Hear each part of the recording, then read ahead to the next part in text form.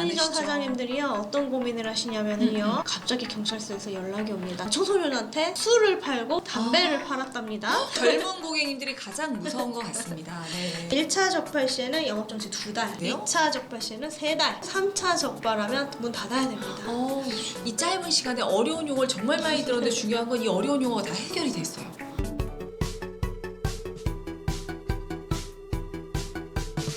안녕하세요 여러분, 홍반장 원픽입니다. 저희 너무 오랜만에 인사드렸죠. 예, 저희가 못 만난 사이에요. 저희 리툴 미디어가 드디어 1000명의 구독자를 넘었습니다.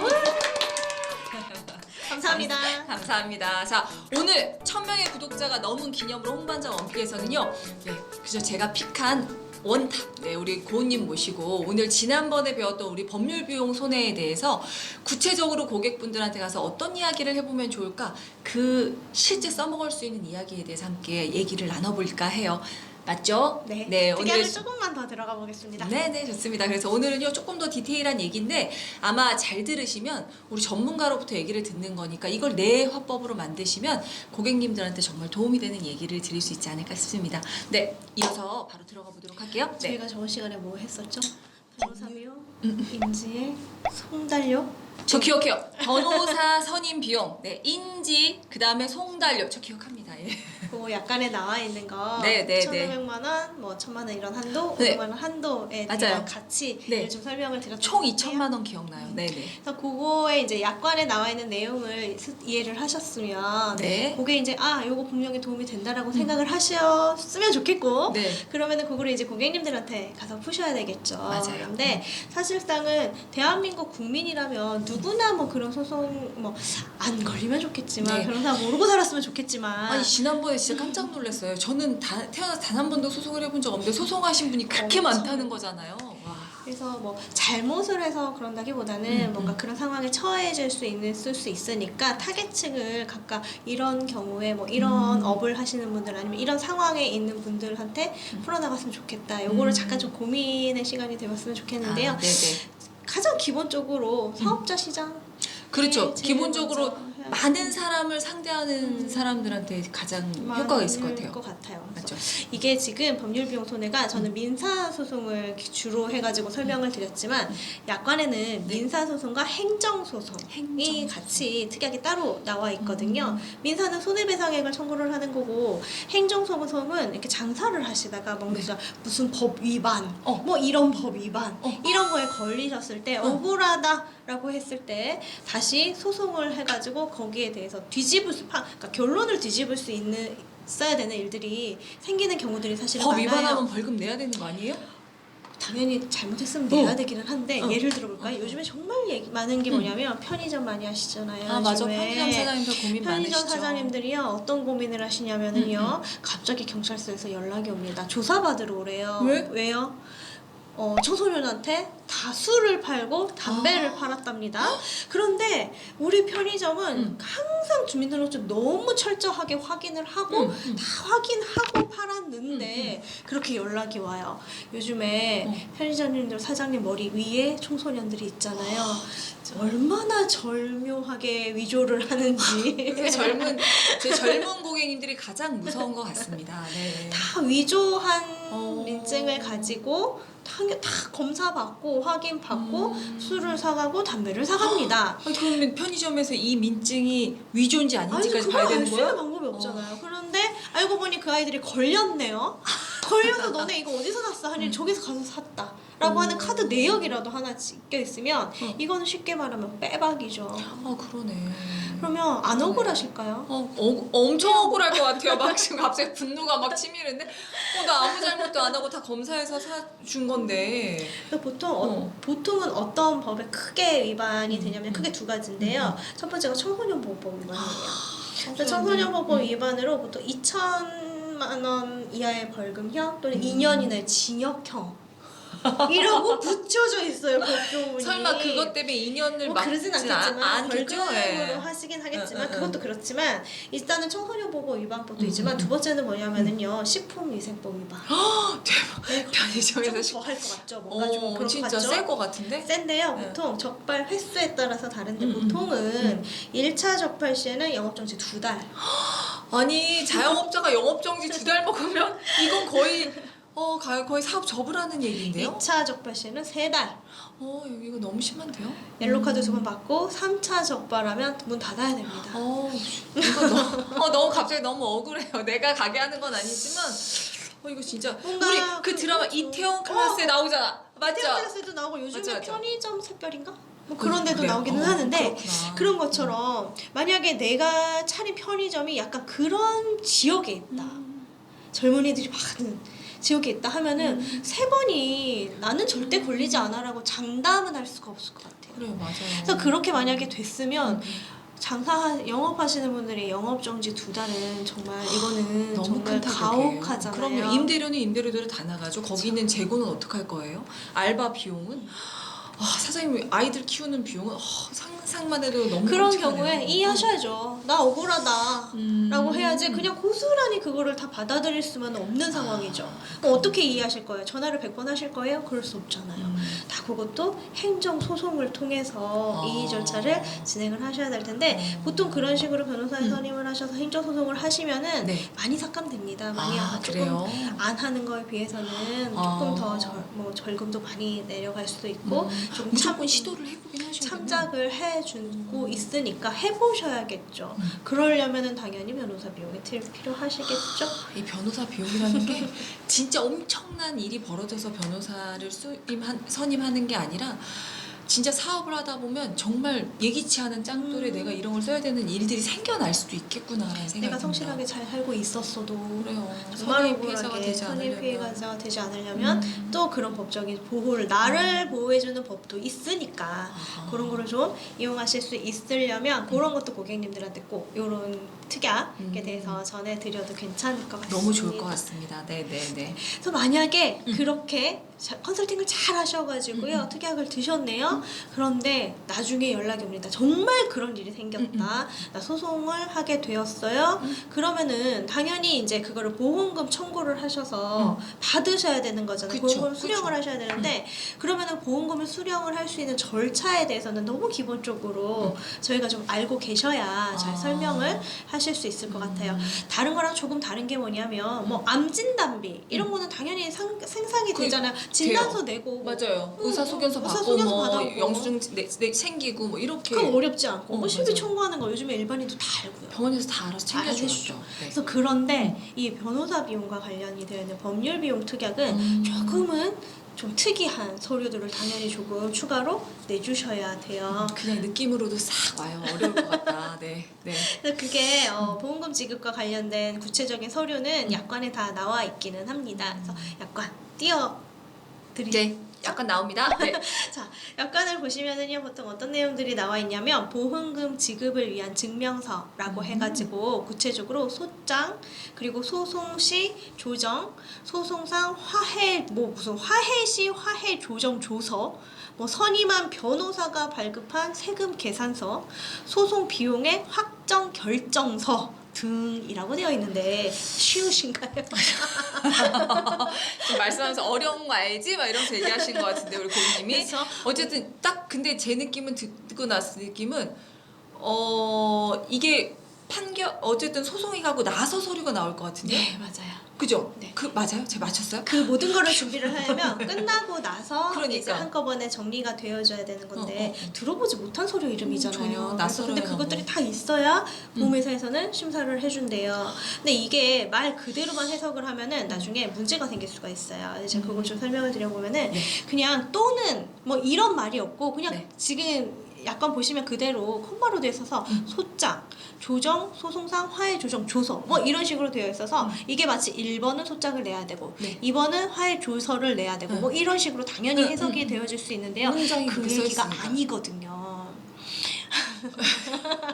이런 어려워. 자, 네. 자, 네. 먼저 소장은 뭐냐면요. 소송을 제기할 때 제출하는 서류이겠죠. 그럴 것 처음에 같아요. 시작하는 뭔가 신청서처럼 그런 소송을 식으로 걸겠어요? 걸겠어요? 이거는요? 요건데 네. 이 소장을 그러면은 당연히 너가 뭐를 나한테 잘못을 했으니까 뭐 얼마를 줘 이렇게 서류를 작성을 해가지고 제출을 하는 게 소장일 텐데 네네. 그러면 보험회사에서는 소장을 내라고 합니다. 그러면은 이 이거를 어떻게 내야 되냐면 서류가 있으니까 그거를 출력해서 이거를 낸다? 아니에요. 아니겠네요. 그게 아니겠죠. 낸 서류에 그쵸. 같은데? 법원에 냈는지 안 냈는지를 확인을 할 수가 있어야 되잖아요. 나 혼자 그냥 조용히 방에서 써가지고 내버리면은 그거 안 되겠네. 소장이라고 제목은 되어 있지만 안 되는 그쵸, 거잖아요. 그쵸. 그래서 서류 제출할 서류에는 소장이라고는 되어 있지만 네네. 사실은 그 소장은 뭐냐면은요. 네네. 소장 접수 증명원을 제출하는 아니 왜 말을 이렇게 어렵게 써놓는 그러니까요. 거예요? 약간 좀 잘 써놓으면 바꿔주세요. 좋잖아요. 어려워. 그래서 네. 내가 이 소장을 네. 이 법원에다가 제출을 했다라고 아, 소장 하는 접수 증명 증명. 접수서가 다 있거든요. 아. 이거는 만약에 전자소설로 제출을 하셨으면 전자소송 칸에 접수증명원 칸이 있습니다. 어. 클릭하시면 그냥 출력되고요. 그러면 아하. 몇 날, 몇 시, 몇 분, 몇 초에 접수했다. 음. 꼭까지 떠버려요. 그러면은 접수증명이 되는 거고 전자로 안 내고 내가 직접 법원에 가가지고 요거를 서류를 신청서를 접수를 했다. 그러면 그때 접수하실 때 증명서 하나 같이 떼주세요 하면은 그 담당자분이 도장을 찍어서 증명원을 제출을 해줍니다. 도장을 받은 서류. 네. 그래서 법원에 도장이 찍혀져 있어요. 그래서 그 증명서를 내야 되는 게 지금 첫 번째 자료라고 보시면 돼요. 소장이 그냥 소장이 아니라 소장 접수 증명원이라고 네. 합니다. 그거 네. 반드시 확인돼야 되고요. 네. 두 번째는요. 그 다음에 뭐라고 되어 있냐면 소송상 조정, 소송상 화해 시 해당 조서 라고 되어 있어요. 어려워. 빨리 쎄하죠? 설명해 주세요. 근데 이거 뭐냐면요. 네, 네. 이거는요 모든 사건에 있지 않아요. 모든 소송에 이게 해당이 되는 게 아니고 소송 절차가 뭐냐면요. 일단은 소송을 제기를 하잖아요. 그럼 네. 결론은 어떻게 나냐면 판결문이 나올 거잖아요. 그런데 10건의 소송을 제기를 했을 때 다 10건 다 판결문이 나오는 거는 아니에요. 중간쯤 가다 보니까 서로 간에 예정과 합의가 할 수가 있는 거죠. 그냥 우리 이쯤에서 더 이상 가지 말고 더 끌지 말고 그냥 나는 1억을 달려고 했는데 하다 보니까 마음이 조금 누그러졌고 이 사람은 한 푼도 안 준다고 했는데 자 5천만 원 좀 줄 생각 있어. 그럼 오케이 5천만 원으로 합의하고 끝내. 더 이상 필요 없어. 소송 끝. 이라고 하는 경우들이 많거든요. 그럼 그런 경우에는 판결문이 나올 수가 없겠죠. 그러니까. 그러네요. 그렇죠. 소송이 끝나지 난 게 않으니까. 아니니까. 그 전에 그러면은 판결문 중에 마치 법원의 합의서라고 생각하시면 쉬우실 것 같아요. 뭐 내용은 나와 있지 않고 그냥 저희가 막 몇 월 며칠에 어떻게 합의 뭐 이렇게 되잖아요. 네네. 그게 적어져 있는 게 해당 조서예요. 그래서 여기서 증명서 중에 조서라는 얘기는 조서라는 얘기는 소송을 끝까지 가지 않았을 때는 그 대체적으로 조서를 제출을 해도 된다. 그 조서가 나오면 이 소송은 끝난 거라고 끝난 보면 거라고 되는 보면 거예요? 되겠죠. 그래요? 조서의 확정 증명이니까 만약에 되게 복잡한데요. 만약에 합의문을 한번 했어요. 지금도 복잡한데 더 그쵸. 네, 알겠어요. 이게 만약에 네. 당사자끼리 합의가 된 줄 합의가 알았네요. 됐어요. 된줄 그래서 알았어요. 일단 조서를 판사님이 써가지고 당사자들한테 쫙 보내줬는데 마음이 바뀌어요. 그러면은 아니야 나 마음 바꿀 거야 이의 신청서를 낼 수 있어요. 그럼 또 소송은 똑같이 진행이 되지만 이걸로 그냥 끝나는 조서가 있다면 판결문이 존재할 수 없으니까 대신 판결문 조서. 대신 조서를 내도 된다. 아하, 이 얘기니 이해했습니다. 여기 증명서라고 써져 있다고 반드시 조서를 내야 된다. 내 사건은 조서가 없는데 그러면 제출하지 않으면 되는 게 이 증명서라고 보시면 될 것 같아요. 이제 진짜 완전히 이해되셨죠? 지금 여기 나와 있는 얘기를 누가 뭐야 소장이 소장 증명원이랑 접수 증명이랑 누가 알겠어요? 진짜 고은이 감사합니다. 이제. 세 번째는 네, 세금 좋아요. 계산서. 세금 계산. 그건 변호사. 알겠어요. 나 변호사 혼자 선임비. 쓰는 거 아니고 변호사 선임비 얼마 썼는지 이 소송에 얼마만큼을 썼는지를 그쪽으로 보험에서 작성을 해주면 그거를 보험회사에 제출을 하시면 되고요. 제일 마지막에 소송 비용의 확정 결정서. 소송 비용 하는 확정 게 결정서. 있어요. 이건 누가 썼는 거예요? 이거는요 법원을 통해서 두 번째 소송을 해야 받을 수 있어요. 정말 놀랍죠. 이게 뭐냐면 만약에 예를 들어서요. 저는 굉장히 억울하게 소송을 당했어요. 전 잘못한 게 하나도 없고요. 그냥 이 사람 혼자 우겨가지고 나한테 돈 달라고 했네요. 그러면은 저도 어쨌든 소송에 들어왔으니까 저도 내 돈으로 변호사도 선임해야 되고 막 돈도 쓰고 그래야 되잖아요. 원래는 안 그래도 되는데 잘못한 게 네네. 없는데. 그렇죠. 그러면은 이제 판결이 어떻게 날 거냐면 이 사람은 잘못한 게 하나도 없다라고 판결이 나겠죠. 그러면은 네. 그런 경우에 내가 쓴 돈은 어떻게 해요? 변호사 비용 같은 걸 썼겠죠? 네. 요거를 이 사람한테 청구할 수 있어요. 그래서 다 이기면 진 쪽에서 이 사람 변호사 비용까지 부담을 해줘야 되거든요. 근데 그거를 뭔가를 내야지 그걸 네. 부담해 주는 거예요. 그러면은 이거를 그냥 판결문을 딱 보시면은요 보통 어떻게 되어 있냐면 너랑 4대 6으로 잘못했다. 40% 잘못했고 60% 잘못했다라고 만약에 판결문이 나누면 변호사 비용은 반대예요. 둘이 쓴 거를 전체 합을 다 더해가지고요. 60%는 이 사람이 부담을 해주고 40%는 이 사람이 부담을 해줘서 둘 중에 누군가는 어느 적정액을 이 사람한테 주고받고 해야 되는 거잖아요. 그 계산을 법원에서 해줍니다. 그냥 나 하는 게 아니고 그거 역시 소송이 전부 끝나면 로펌에 요청을 하셔야 돼요. 소송 비용 확정시켜 주세요라고 반드시 요청을 하셔야지만 그쪽에서 소송 비용 이거 계산을 할 수 있는 거를 법원에다가 신청을 접수를 하고 그러면은 마지막에 아예 딱 그렇게 나옵니다. 소송 비용 확정 결정서라고 나와가지고요. 아래 주문에 뭐라고 떠냐면 네. 이 사람한테 비용 소송 줘야 되는 소송 비용 총액은 뭐 231만 5,300원이다 라고 뭐 이런 식으로 나오면 그거에 대한 것까지 결정서가 나와 있으니까 요것도 보험회사에 제출을 해줘야지만 전체 소송 그러니까 진짜 내가 손해본 게 얼마인지를 확인을 할 수 있으니 그런 서류들을 제출을 하셔야 돼요. 그런데 이거는요 이렇게 좀 저희가 설명해 주시면 굉장히 좋을 것 같아요.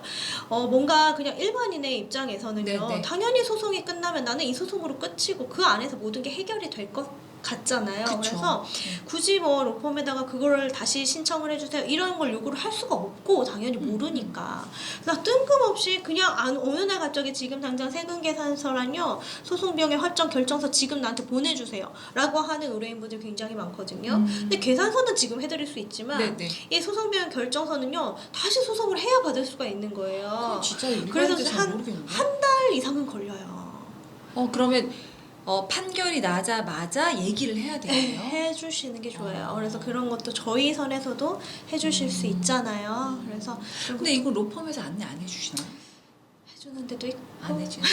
알겠어요. 조금만 더 친절하시면 좋겠고 이 정보를 알고 고객들한테 정보로 제공을 해주시면서 담보를 잘 설명해 주시는 것도 좋을 거라고 생각이 드네요.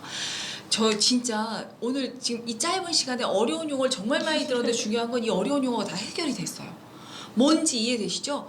저는 진짜 오늘 처음 알았어요. 행정소송이라는 게 이렇게 생각보다 일상에서 우리가 만나는 고객들한테 많이 벌어질 수 있다라는 사실 첫 번째. 그래서 정말 법률비용 손해가 정말 필요하겠구나라는 느낌을 또 받았고요. 두 번째 소송할 때, 보험금 청구할 때 그냥 쉽게 할 수 있는 게 아니라 관련된 서류를 챙겨야 되는데 이 컴머에 들어간 걸 다 챙기라는 게 아니라 해당되는 항목을 챙겨서 내면 된다. 근데 이 항목이 뭔지 몰랐잖아요, 솔직히. 그래서 오늘 명확하게 알게 돼서 너무너무 유익한 시간이었습니다. 도움되셨으면 좋겠습니다. 진짜 알찬 시간이었어요. 고은님 오늘도 감사하고요. 네. 다음에 또 더 어려운 법률 용어로 또 찾아오도록 하겠습니다. 꼭 구독, 네. 좋아요. 구독과 좋아요는 사랑이랍니다. 네. 오늘도 감사하고요. 좋은 하루 보내십시오. 고맙습니다. 안녕히 계세요. 안녕히 계세요.